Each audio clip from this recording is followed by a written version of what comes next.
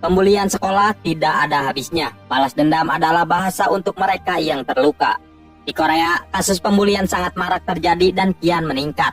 Seolah hal ini telah menjadi sebuah lingkaran setan yang sulit dihentikan maupun diberantas.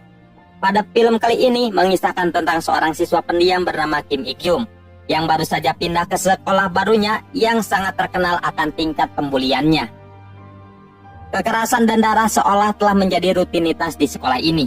Tingginya pembulian di sekolah ini diakibatkan oleh para murid berandalan yang membentuk sebuah aliansi untuk memperkuat kekuasaan mereka dalam menindas siswa-siswa yang lemah. Mereka yang lemah sudah pasti tidak akan mampu untuk bertahan di sekolah ini. Kim sendiri memiliki tekanan batin yang besar. Rasa trauma dan luka itu telah membuatnya memiliki dua sisi kepribadian, satu baik dan satu lagi psikopat, di saat ada seseorang yang mengusiknya. Suatu ketika, sekelompok murid berandalan itu malah mengganggunya, yang membuat Kim pun mengamuk dan menghabisi orang yang telah mengganggunya itu. Namun perlawanannya itu justru telah menyeretnya jauh ke dalam masalah yang besar. Mengingat para siswa yang telah ia habisi memiliki aliansi besar dalam lingkungan sekolah, mereka sudah pasti akan mengincar Kim untuk balas dendam. Sedangkan Kim sendiri mulai merasa senang dengan perkelahian. Rasa kesenangannya itu muncul di saat ada noda darah milik orang lain. Oleh karena itu, ia pun akan menyalurkan sifat psikopatnya ini dengan membasmi semua pembuli yang ada di sekolahnya, termasuk semua sekolah yang ada di Korea. Aksi ini pun dinamai dengan misi One High School Heroes 2025, Sang Pahlawan Sekolah. Let's go!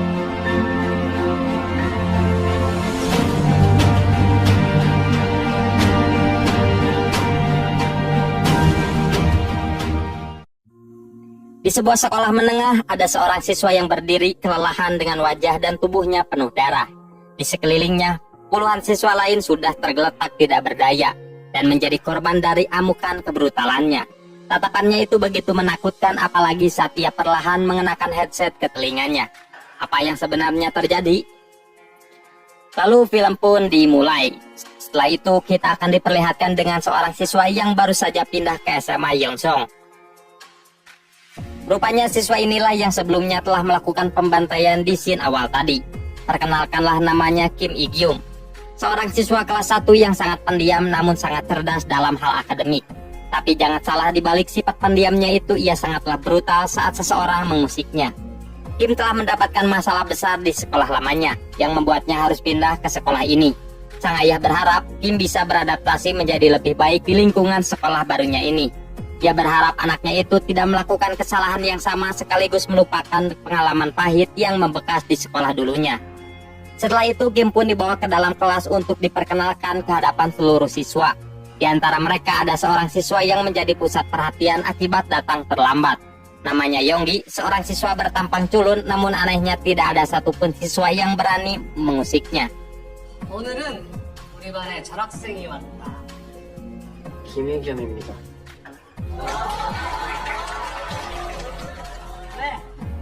작성해서. Masuknya Kim ke sekolah ini disambut hangat oleh seluruh siswa, kecuali oleh seorang siswa berandalan bernama Hong Il, yang langsung menatap tajam ke arah Kim dengan tatapan kejahatan.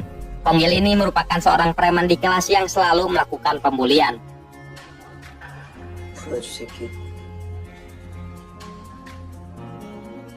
Pada hari pertama ini, Kim Ik-yum menjalankan sekolahnya dengan baik tanpa ada gangguan sedikit pun. Ia tidak memiliki teman satupun karena memang orangnya yang sangat pendiam dan anti sekali untuk mengobrol dengan seseorang. Rupanya ia menjadi pendiam seperti ini akibat menanggung beban tekanan batin dari ayahnya. Karena sang ayah yang sangat ambisius terus-menerus menekannya untuk belajar dengan harapan Kim bisa menjadi seorang dokter. Bahkan sang ayah selalu mendegung-degungkan kepalanya setiap salah menjawab. Kebiasaan itu pun akhirnya membentuk luka psikologis dan kesendirian untuk Kim. Sang ayah tidak sadar semua tekanan ini telah memberikannya luka batin dan telah merusak mental hidupnya. Sehingga sebelum tidur ia selalu mencekik lehernya sendiri untuk melakukan bunuh diri.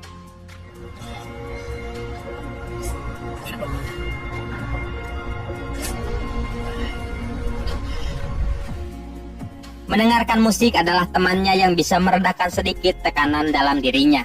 Setiap pergi ke sekolah, ia selalu memandangi kapal dengan harapan bisa terbang ke awan dan menjadi seorang manusia yang bebas tanpa adanya tekanan, seperti seorang pangerok.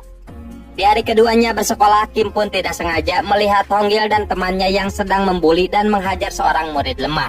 Walaupun begitu, ia pun memilih untuk cuek saja agar tidak mendapatkan masalah.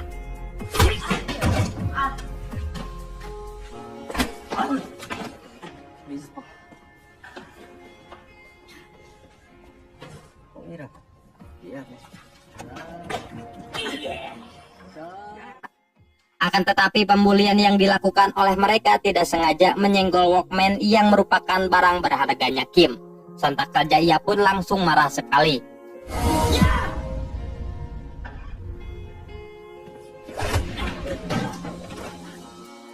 Honggil yang tidak terima menghampiri Kim dan langsung menghajarnya. Tapi Kim berusaha untuk tetap menahan diri dan tidak melakukan perlawanan sedikit pun. Dan sial sekali, kejadian inilah yang menjadi awal bagi Honggil untuk memusatkan Kim menjadi target buliannya.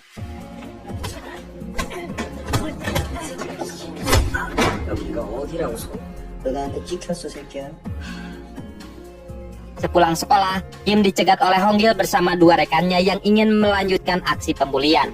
Mereka pun memalak Kim dan memaksanya untuk menjadi anjing pesuruh untuk mereka. Sontak saja Kim pun langsung mengeluarkan tatapan tajamnya. Meskipun begitu, Kim pun berusaha untuk tetap sabar dan mengiyakan permintaan mereka. Dari ketiganya, hanya Seng Jun saja yang melihat dan mengerti dengan tatapan itu. Sebuah tatapan mengerikan yang penuh kebrutalan.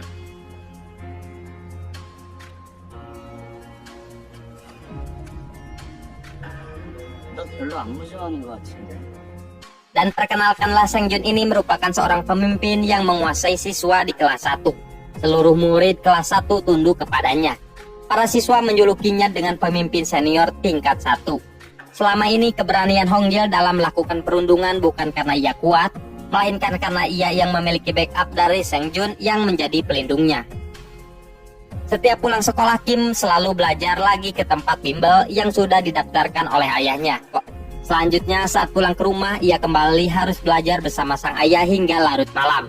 Dan seperti biasa, sebelum tidur ia akan melakukan rutinitas, yaitu mencekik lehernya lagi, sebagai cara untuk melepaskan sedikit tekanan yang terus menumpuk dalam dirinya. Pada hari ketiganya bersekolah, Kim pun mulai mendapatkan pembulian serius dari Honggil. Honggil malah merebut Walkman yang merupakan barang berharganya. Akan tetapi saat memasang headsetnya, Honggil merasa heran karena Walkman itu tidak menyala alias rusak. Jadi selama ini Kim telah mendengarkan musik tanpa suara. Dengan nada kesabaran, Kim pun meminta untuk mengembalikan Walkman-nya. Tapi Honggil menolak dan malah menjatuhkan barang berharganya itu. Yang sontak saja Kim pun tidak mampu menahan amarahnya lagi. Ia pun membabi buta menghabisinya.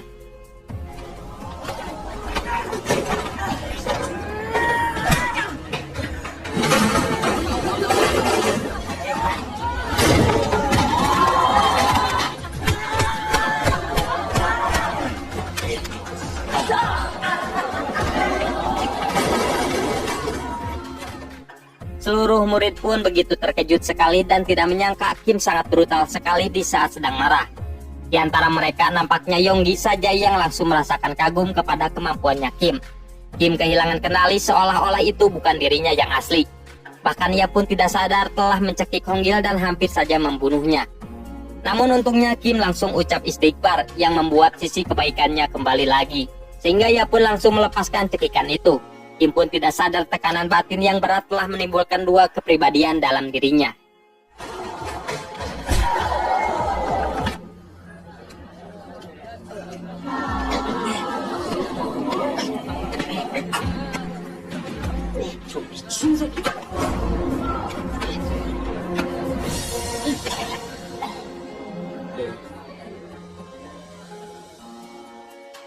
Kim pun merasakan tenang lagi usai memasangkan headset ke telinganya.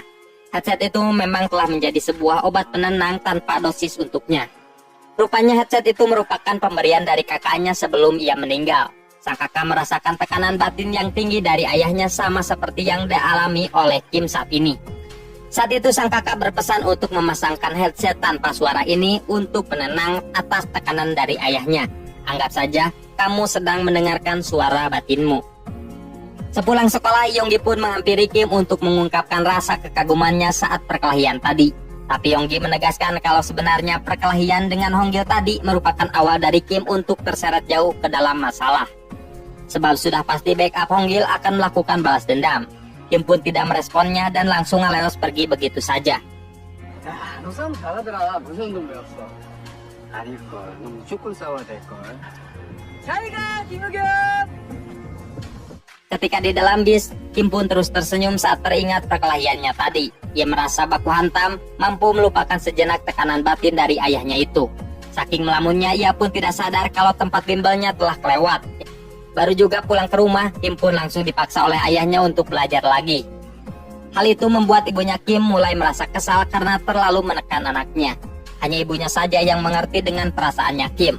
Meskipun begitu, ia tidak memiliki keberanian untuk meminta suaminya berhenti menekan anaknya itu. Sang ibu khawatir Kim akan berakhir tragis seperti kakaknya yang bunuh diri. Keesokan harinya di sekolah, Kim pun langsung ditampar oleh Honggil dari belakang. Honggil menegaskan akan secepatnya melakukan balas dendam. Kebetulan sekali hal itu pun tidak disengaja dilihat oleh Yonggi. Yonggi pun memberitahukan kalau Sang-jun yang merupakan backup Honggil pasti akan turun tangan untuk balas dendam terhadap Kim.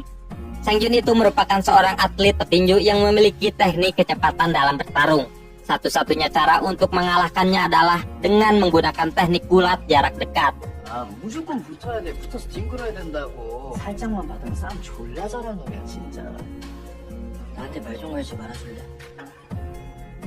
Benar saja pada jam istirahat, Kim pun yang sedang berada di toilet tiba-tiba diserang oleh Sang-jun. Sontak saja Kim pun tidak dapat menahan amarahnya dan bersiap untuk melawan balik. Namun sebelum pertarungan benar-benar dimulai, guru pun datang untuk melerai mereka. 야, 강기. 조폭이냐고. Pada saat jam pulang, Kim pun panik saat talking dan headsetnya tidak ada. Rupanya Sang-jun sengaja mengambil untuk memancing Kim agar mau menemuinya. Dengan penuh emosi, Kim pun langsung berlari ke TKP. Akan tetapi pelariannya langsung ditahan oleh Yonggi yang memintanya untuk tetap tenang. Karena jika keadaan emosi dan berlari seperti ini sudah dipastikan Kim akan kalah karena kehabisan energi duluan.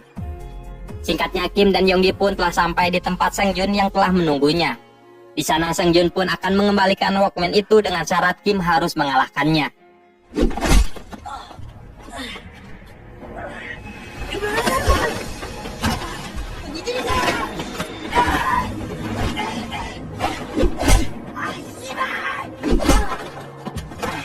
네가 무슨 잘못해? 그냥 우리가 때리면 맞아, 이 당신 새끼야.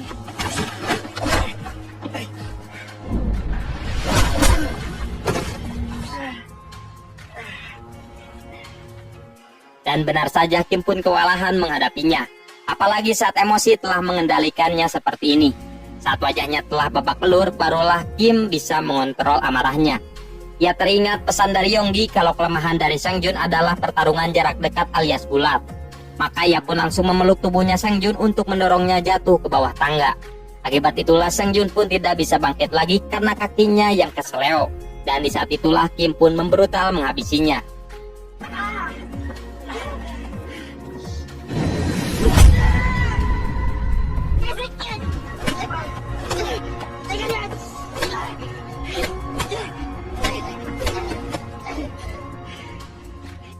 Honggil dan temannya yang menyaksikan itu pun langsung gemetar ketakutan.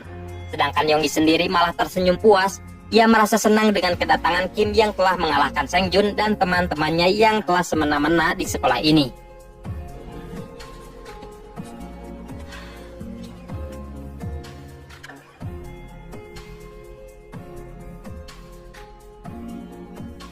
Saat sedang membersihkan lukanya, Kim pun terus dibuntuti oleh Yonggi yang ingin kembali mengungkapkan rasa kekagumannya. Namun Yonggi menegaskan bahwa pertarungan tadi hanyalah awal dari keterlibatan Kim dalam dunia perkelahian yang lebih dalam di sekolah ini. Menurutnya, senior tingkat tua yang menjadi pendukung Sang-jun pasti akan turun tangan untuk membalas dendam. Di sekolah ini, setiap tingkatan kelas memiliki pimpinannya masing-masing. Mereka telah membentuk aliansi untuk saling mendukung dan melindungi satu sama lain. Tingkatan tertinggi berada di kelas 3 yang dipimpin oleh seorang senior yang memiliki pengaruh besar. Namun Kim tampak tidak peduli dengan semua itu. Ia meminta Yonggi untuk berhenti so akrab dengannya.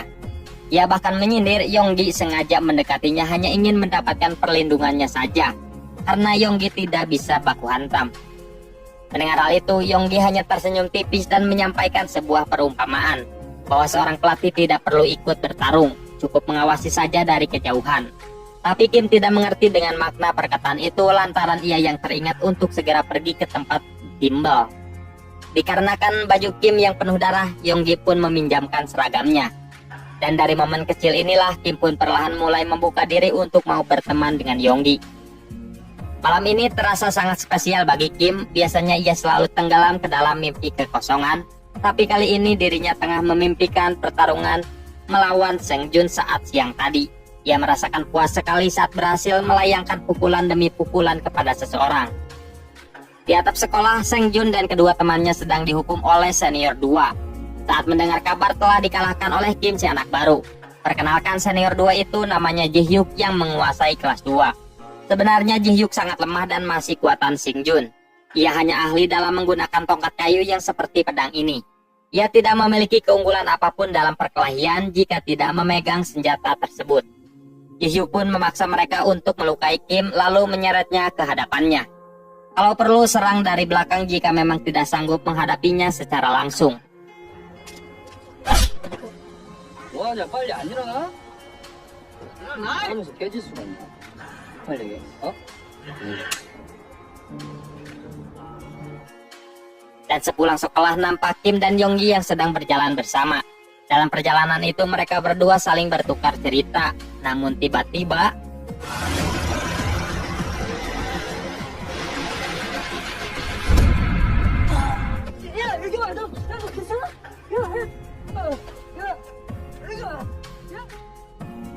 Kim pun dilarikan ke rumah sakit terdekat. Untung saja Yonggi tepat waktu membawanya sebelum pendarahannya di kepala semakin banyak. Tidak lama dari itu, kedua orang tua Kim datang dengan penuh kepanikan saat mengetahui keadaan putranya seperti ini. Tetapi tidak dengan ayahnya yang justru malah menanyakan tentang belajar lagi. Perkataan itu pun seketika langsung membuat Yonggi mengerti kalau Kim memiliki tekanan batin dari ayahnya sendiri. Mengetahui hal itu, Yonggi pun terpaksa berbohong dengan mengatakan kalau Kim hanya terpeleset dari tangga. Ia sadar masalah besar apa yang akan terjadi jika ayahnya Kim tahu kalau sebenarnya Kim telah diserang oleh Seng Jun dari belakang. 계단에서 미끄러졌습니다. 했거든요.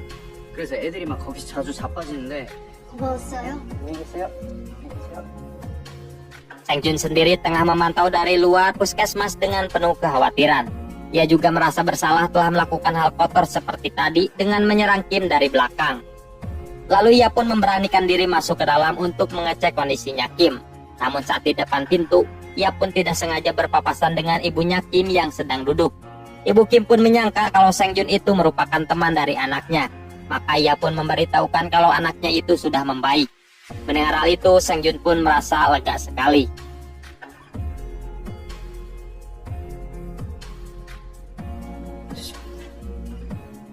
Di sisi lain, Yonggi tengah pergi ke rumah sakit untuk menjenguk seseorang. Yang tidak disangkanya di sana ada seseorang yang sedang mengalami koma. Entah siapa orang ini, yang jelas Yonggi pun merasa kalau orang yang koma ini sangatlah mirip sekali sifatnya dengan Kim. Meskipun kondisi Kim belum sepenuhnya membaik, tapi ia malah tetap memaksakan diri untuk pergi ke sekolah. Dan setiap pergi ke sekolah, ia pasti selalu memandangi langit untuk melihat pesawat terbang. Tapi kini ia tidak lagi sendiri karena Yonggi yang ikut menemani untuk melihat pesawat itu. Sesampainya di kelas, Kim pun berpapasan dengan Seng Jun. Ia pun sangat marah atas penyerangan kemarin. Meskipun begitu, ia akan memaafkannya dan menganggapnya telah impas. Oleh karena itu, ia pun meminta Seng Jun dan yang lainnya untuk berhenti mengganggunya. Seng Jun pun setuju, tapi efeknya Seng Jun pun harus menerima penghajaran lagi dari Ji Hyuk karena telah menolak untuk menyeret Kim ke hadapannya.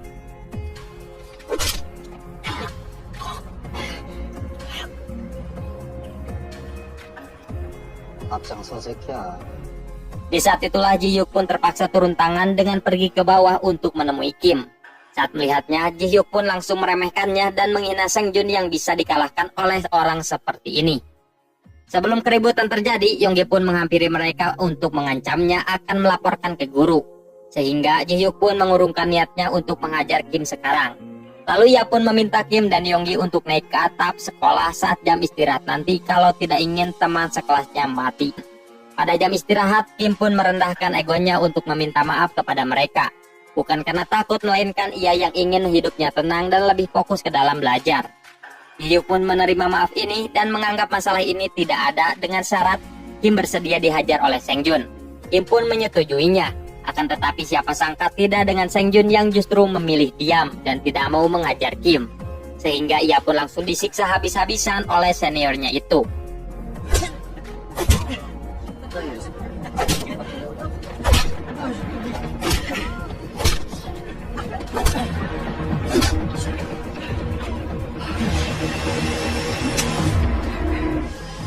Melihat penyiksaan yang diambang batas, Kim pun tidak tahan lagi dan langsung menghajar Ji-hyuk.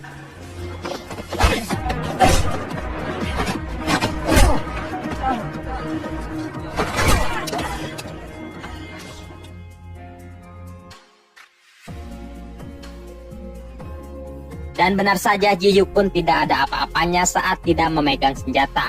Bahkan untuk membalas serangan Kim saja tidak mampu. Akan tetapi Kim malah lengah dan membiarkan Ji-hyuk mengambil tongkatnya itu, sehingga ia pun kewalahan sekali untuk menghadapinya.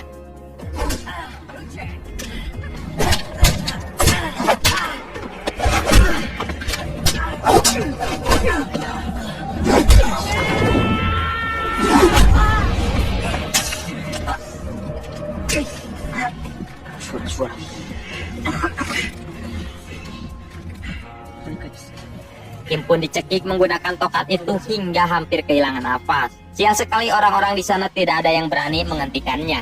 Akan tetapi tiba-tiba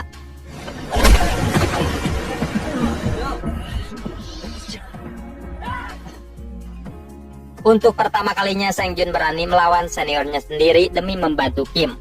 Walaupun begitu, ia pun harus menerima akibatnya, yaitu dihajar oleh senior yang lain. Untung saja Ji-hyuk pun meminta mereka untuk berhenti memukulinya agar bisa menyaksikan duelnya dengan Kim. Dalam duel ini Kim pun berusaha menenangkan diri agar bisa merebut senjata lawannya. Awalnya memang sulit, namun berkat kecerdasannya dalam membaca serangan ia pun mampu merebutnya. Dan setelah itu serangan brutal darinya pun dikeluarkan.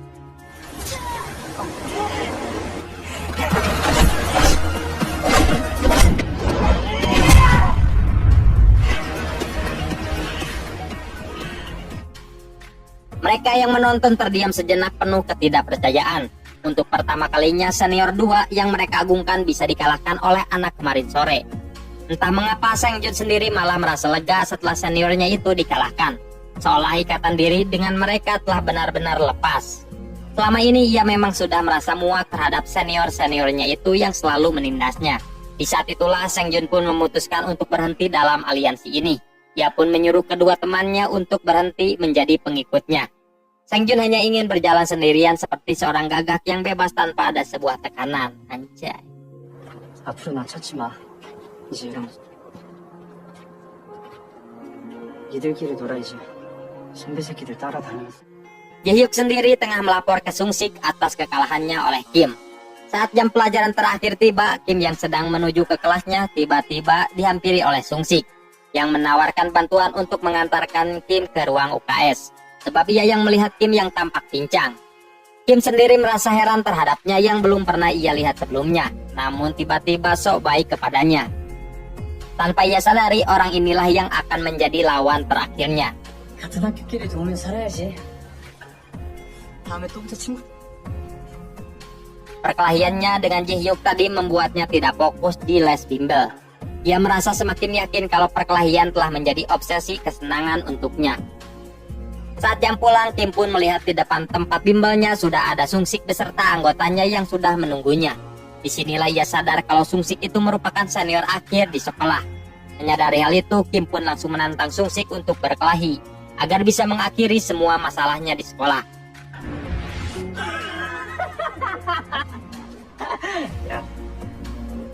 Sung-sik pun terpancing emosi dan siap melancarkan serangannya. Akan tetapi tiba-tiba saja muncul ayah Kim yang ingin menjemputnya, sehingga baku hantam ini pun dibatalkan. Setelah itu sang ayah tidak langsung membawanya pulang dan malah mampir dulu ke tempat pakaian jas. Sang ayah ingin putranya memakai jas baru ke acara ulang tahun kakeknya lusa nanti. Keesokan harinya, setibanya di sekolah, Kim telah ditunggu oleh Sung Sik yang berdiri di depan kelasnya. Sung Sik hanya ingin menanyakan alasan Kim membantai anak buahnya. Kim tidak menjawabnya, yang membuat Sung Sik pun merasa kesal. Akan tetapi Sung Sik menegaskan kalau ia merasa tidak tertarik untuk bertarung dengan Kim. Maka ia pun menawarkan Kim untuk bergabung ke dalam aliansinya. Keuntungannya jelas, Kim akan diberikan perlakuan khusus dan diberikan kekuasaan untuk menjadi penguasa kelas 1. Tapi sebaliknya, jika menolak, maka mau tidak mau harus bertarung dengannya. Tapi di sini Kim menolaknya mentah-mentah. Menurutnya hal yang dilakukan oleh Sung Sik bukanlah sebuah aliansi, melainkan seorang preman bawahan saja yang ingin dianggap seorang penguasa. 같이 노는 게 뭔데?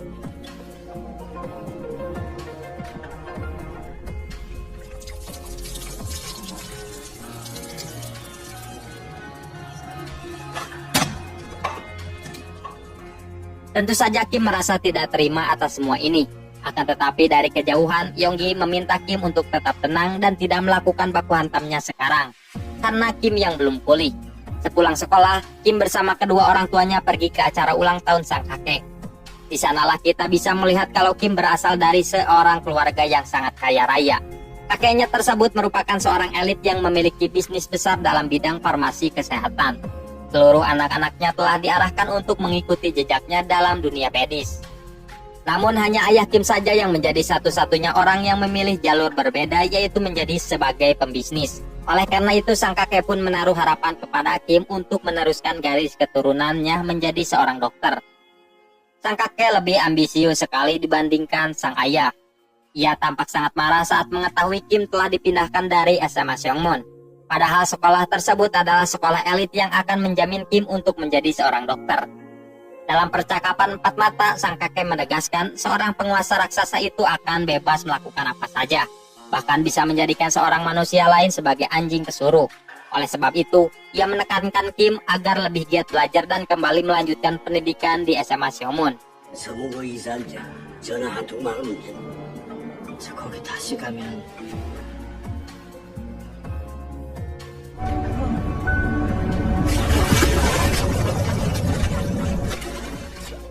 Keesokan harinya, Kim pun malah memaksakan diri pergi ke sekolah dengan keadaannya yang masih tertekan mental dari kakeknya. Tekanan mental ini tidak bisa mengontrol emosinya dan berniat pergi ke kelas Sung Sik untuk membalaskan dendamnya atas kejadian kemarin. Yonggi sendiri berusaha menahannya dan menanyakan mengapa ia menjadi agresif seperti ini. Namun semuanya sudah terlambat, mereka berdua telah tiba di kelasnya Sung Sik. Di sana Kim pun langsung membalas apa yang telah dilakukan Sung Sik kepadanya kemarin. 걱정했잖아. 네가 나한테 싸?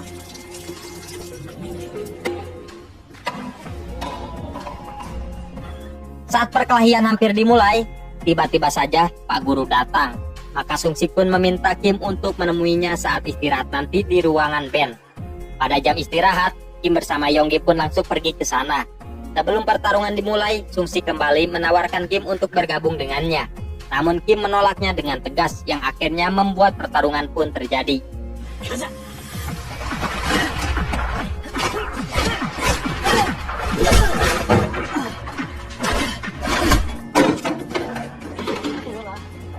Bukan sekedar rumor, ternyata Sung Sik memang sangat kuat. Bahkan tidak ada serangan pun dari Kim yang berhasil mengenainya.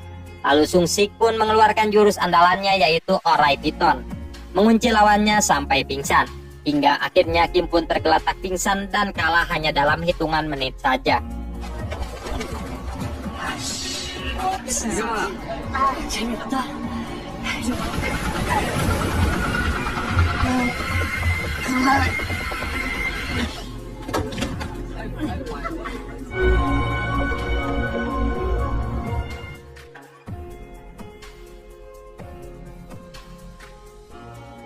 Kini yang tersisa hanyalah Yonggi. Sama ini Sung Sik tahu Yonggi sebenarnya sangat kuat.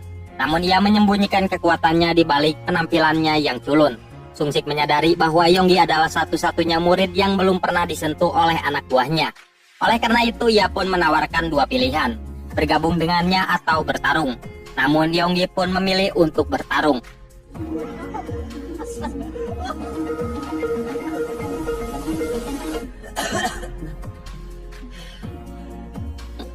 Tepat saat pertarungan akan dimulai, Kim tiba-tiba bangun dari pingsannya. Dalam kondisi yang sudah kelelahan, ia kembali menantang Sung Sik untuk melanjutkan duel mereka.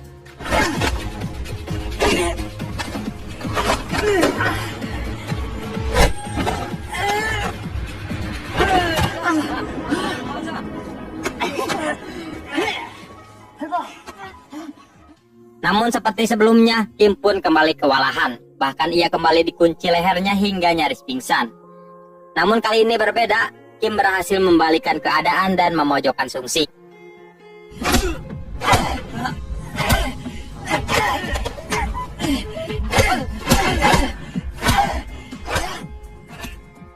Wakil senior tingkat 3 yang terlihat kuat juga, yaitu Sungu yang menyaksikan pertarungan itu merasa geram dan berniat ingin menyerang Kim dari belakang.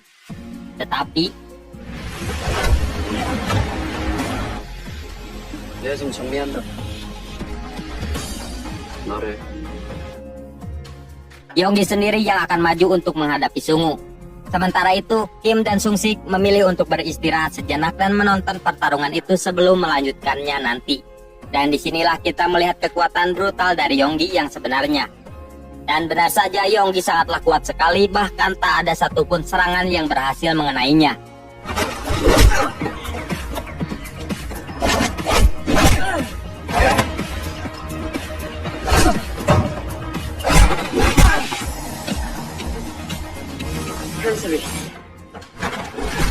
Saking kuatnya, dalam hitungan detik saja Yonggi berhasil menumbangkan wakil senior itu tanpa mengeluarkan sedikit keringat pun. Selanjutnya, Kim pun melanjutkan lagi perbaku hantaman dengan Sung Sik. Dalam pertarungan ini, Kim akhirnya mampu mengungguli. Ia terus mengeluarkan serangan brutalnya. Meski demikian, Sung Sik tidak mudah ditumbangkan. Ia berhasil menjatuhkan Kim dan langsung menguncinya kembali.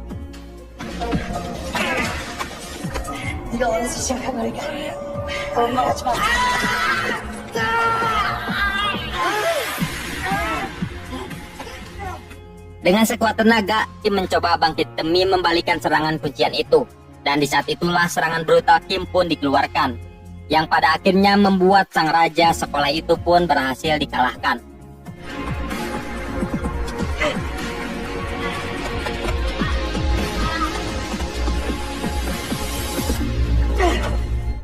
Pertarungan ini menjadi pertanda berakhirnya kekuasaan Sung Sik di sekolah ini.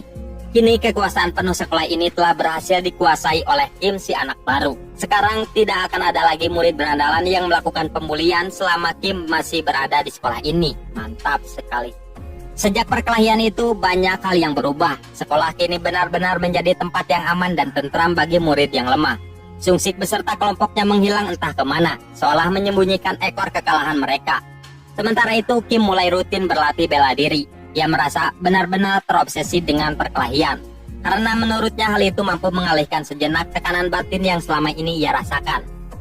Pada siang hari, Kim menemui Yonggi yang ingin mengajaknya berbicara.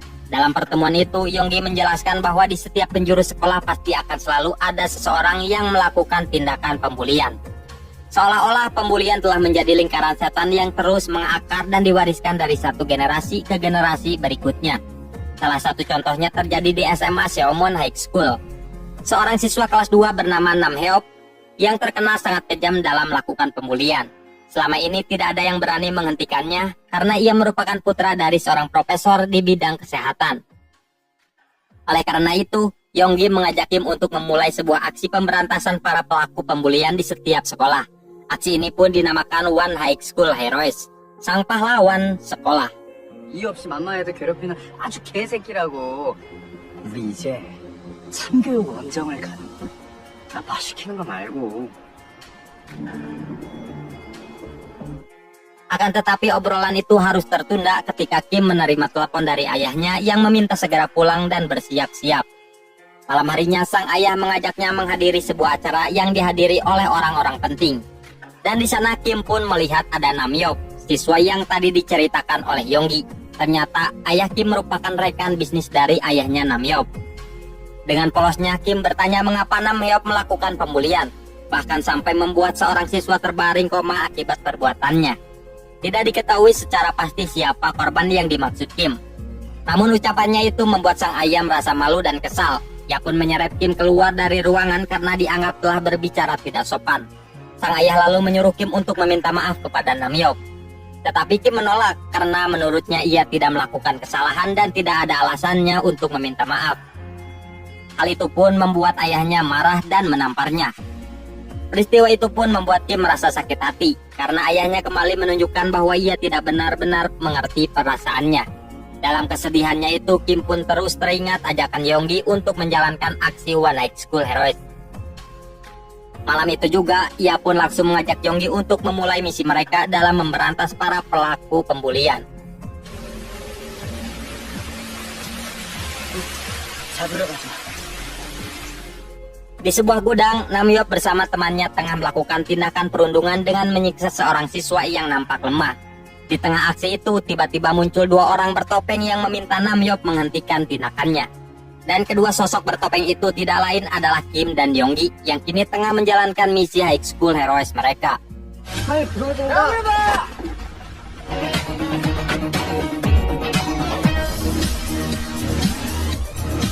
아이고 저기 계시네. Sayangnya film pun harus berakhir dan ini masih ongoing ya cuy. Dan terus pantau channel ini untuk menunggu update kelanjutannya. Mantap.